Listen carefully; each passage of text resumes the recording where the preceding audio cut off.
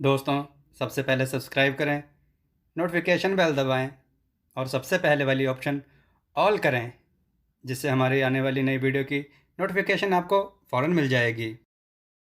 इसके बाद उसने उसकी तरफ आंख मारी, पर इस पर राजकुमारी घूमी और राजकुमार के बराबर वाली सीट पर आकर बैठ गई, यह सोचते हुए कि शायद राजकुमारी को कुछ और तारीफ की जरूरत थी। जुलाहे ने फिर से उसके पास नाच के लिए उसे बुलाने के लिए गया और एक बार फिर उसने आंख मारी। राजकुमारी फिर से अपनी सीट पर वापस गई और जाकर राजकुमार के पास बैठ गई। जुलाहे ने उसको तीसरी बार नाच के लिए बुलाया और एक बार फिर आंख मारी। इस बार राजकुमारी ने उससे पीठ फेर ली। जब नाच खत्म हो गया तो राजकुमार और राजकुमारी दोनों जुलाहे से विदा ली और अपने घर चल दिए। जुलाहा वहां सोचता ही खड़ा रह गया कि यह सब क्या हो गया। हालांकि उसने वही पोशाक, अंगूठी और हार पहना हुआ था, पर फिर भी उसने मेरे साथ नाचने से मना कर दिया। इसका क्या मतलब है? दोस्तों, उन दिनों कुछ ऐसा रिवाज था कि राजा लोग वेश बदल कर यह जानने के लिए बाजारों में जाया करते थे कि लोग उनके बारे में क्या बात करते थे, और उससे यह पता लगाते थे कि वे उनके बारे में क्या सोचते थे, ताकि वे अपना काम ठीक से कर सकें। ऐसे ही एक बाजार में राजकुमार और जुलाहे का आमना सामना हुआ। वहां जुलाहा राजकुमार को उस वेश में पहचान न सका, सो वे आपस में बात करने लगे। एक के बाद एक बात निकल गई और जुलाहा बोला, उस बेवकूफ़ राजकुमारी को देखो, मैंने उसको इतनी कीमती अंगूठी भेजी, उसने उसको स्वीकार कर लिया। मैंने उसको इतना कीमती हार भेजा, वह भी उसने स्वीकार कर लिया।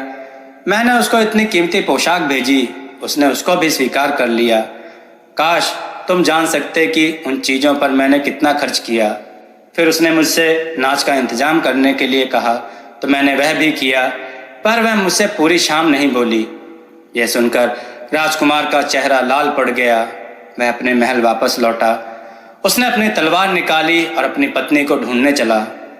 उसकी माँ वहीं बीच में खड़ी थी। वह उन दोनों के बीच में बहू की ढाल बनकर खड़ी हो गई। अब राजकुमार उसको मार तो नहीं सका, पर राजकुमारी से गुस्सा बहुत था। उसने अपने जहाज के कप्तान को बुलाया और उससे कहा, इस बेवकूफ़ को अपने जहाज पर बिठाओ और समुद्र के बीच में ले जाकर इसे वहां डुबो दो और इसकी उंगली काट कर मेरे पास लेकर आओ। कप्तान बेचारा उस बदकिस्मत राजकुमारी को जहाज में ले चला। उसकी सास बहुत दुखी थी। वह बेचारी कुछ बोल ही नहीं पा रही थी। सो वे दोनों एक दूसरे से कुछ कहे बिना ही एक दूसरे से अलग हो गए। लोग भी सिवाय रोने के और कुछ भी न कर पाए। जहाज का कप्तान राजकुमारी को जहाज में बिठाकर समुद्र में ले तो गया, पर वह उसको मार ना सका। उसके पास एक जानवर था। उसने उसको मारा और उसकी एक उंगली लाकर राजकुमार को दिखा दी। जब कई दिनों बाद उसका जहाज जमीन के किनारे लगा तो कप्तान ने राजकुमारी को जमीन पर उतारा। उसके लिए बहुत सारा खाना और कपड़ों का इंतजाम करके वापस चला गया। राजकुमारी वहां अकेली खड़ी रह गई। वह वहां एक गुफा में रहने लगी। धीरे धीरे उसकी रसद खत्म होने लगी और एक दिन उसका खाना बिल्कुल ही खत्म हो गया। तभी उसको वहां एक लड़ाई का जहाज दिखाई दिया। राजकुमारी ने उसको इशारा करके बुलाया।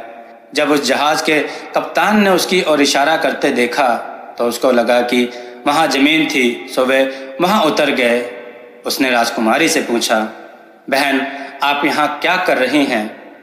राजकुमारी बोली, मैं एक जहाज पर थी कि वह जहाज तूफान में फंसकर नष्ट हो गया और मैं अकेली ही बच गई। मैं आपको कहाँ छोड़ दूं बहन?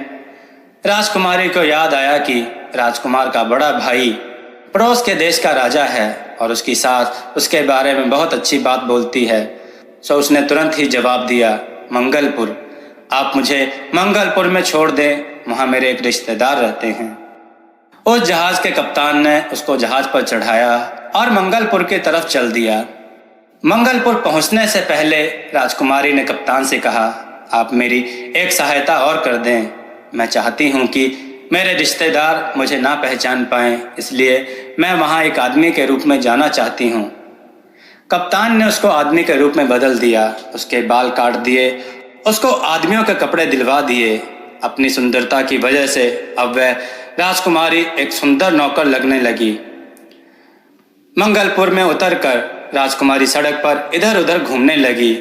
तभी उसको एक लिखा पढ़ी करने वाले साहूकार का घर दिखाई दिया।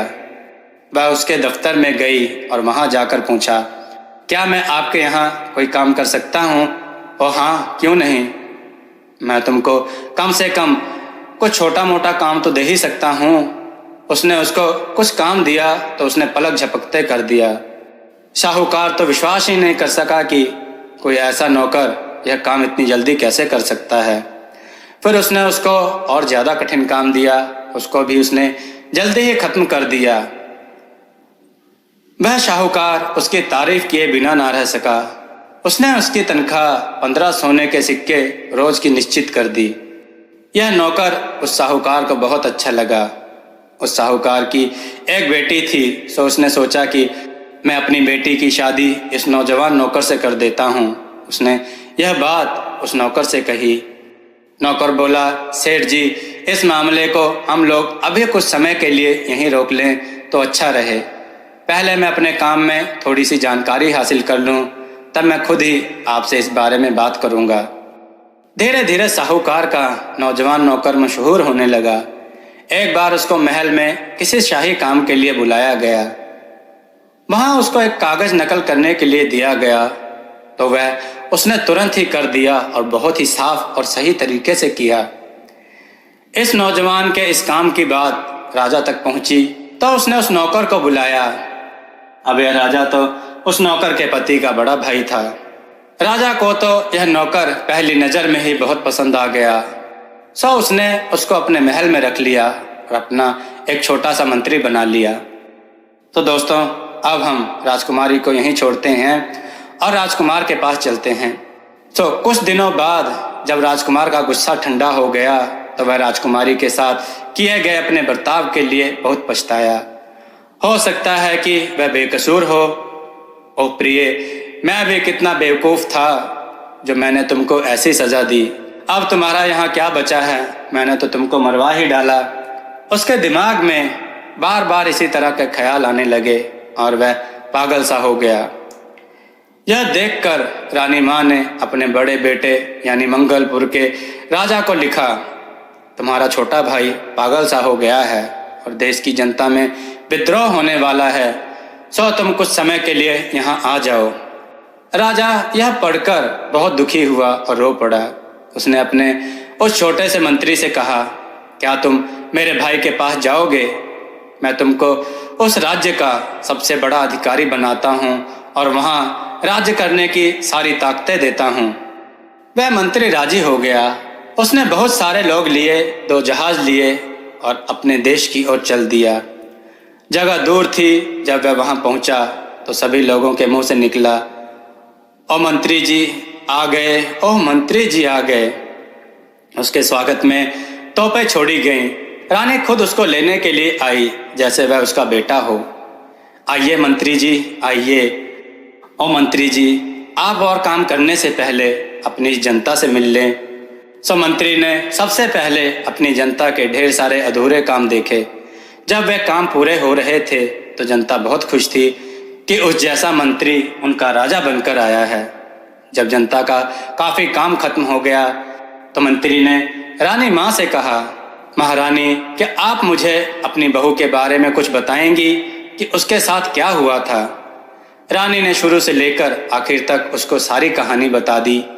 राजकुमार के बारे में, राजकुमार की बाजार में हुई बातों के बारे में, अपनी बहू के जाने के बारे में, सब कुछ। और यह सब कहते कहते उसकी आंखें भर आईं। मंत्री बोला, ठीक है, देखते हैं। आप राजकुमार को बुलवाइए जिसने आपको यह सब तकलीफें दी हैं। राजकुमार को बुलाया गया। मंत्री ने कहा, राजकुमार, यह किसी की जिंदगी और मौत का मामला है, इसलिए आप मुझे बताइए कि आपको राजकुमारी के मामले में क्या कहना है। राजकुमार ने जितना सच सच वह बता सकता था, बिना कुछ जोड़े और बिना कुछ छिपाए उसको बता दिया। मंत्री ने पूछा, पर राजकुमार, क्या आपने कभी उससे खुद भी बात की है? क्या आपने उसको वे भेंटें खुद दी? नहीं, वे भेंटें उसको एक बुढ़िया ने दी थी। यह सुनकर रानी माँ तो आश्चर्यचकित रह गई, क्योंकि उसको तो इस बात का पता ही नहीं था, और साथ में राजकुमार भी, जो अभी तक आधा पागल सा था। क्या वह बुढ़िया जिसने वह भेंटें राजकुमारी को दी अभी जिंदा है या मर गई? शायद वह अभी जिंदा होगी। मंत्री ने हुक्म दिया कि राजकुमार को एक कमरे में बिठा दिया जाए और उस बुढ़िया को बुलाया जाए। सो राजकुमार को एक कमरे में बिठा दिया गया और बुढ़िया को बुलाया गया। मंत्री ने बुढ़िया से पूछा, ये जो चीजें तुमने राजकुमारी को बेची थी, इसके बारे में कुछ बताओ। बुढ़िया ने उसे सब कुछ बता दिया। सो मंत्री ने पूछा, अब यह बताओ कि क्या तुमने राजकुमारी को कोई संदेश भी दिया था? नहीं, कभी नहीं। तो मंत्री ने पूछा, अब यह बताओ कि क्या तुमने राजकुमारी को कोई संदेश भी दिया था?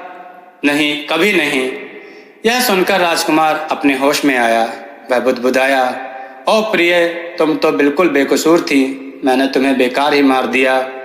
कहकर वह फिर रोने लगा। मंत्री ने उसको तसल्ली दी, आप शांत हो राजकुमार, हम इसका कोई इलाज निकालते हैं। इस मामले का इलाज कैसे निकल सकता है, क्योंकि वह तो मर चुकी है। ओ प्रिय, मैंने तो तुमको हमेशा के लिए खो दिया। इस पर मंत्री एक पर्दे के पीछे गया, राजकुमारी की तरह से तैयार हुआ, जो कि वह असल में था, और सास तथा राजकुमार और दरबार के सामने निकल कर आया।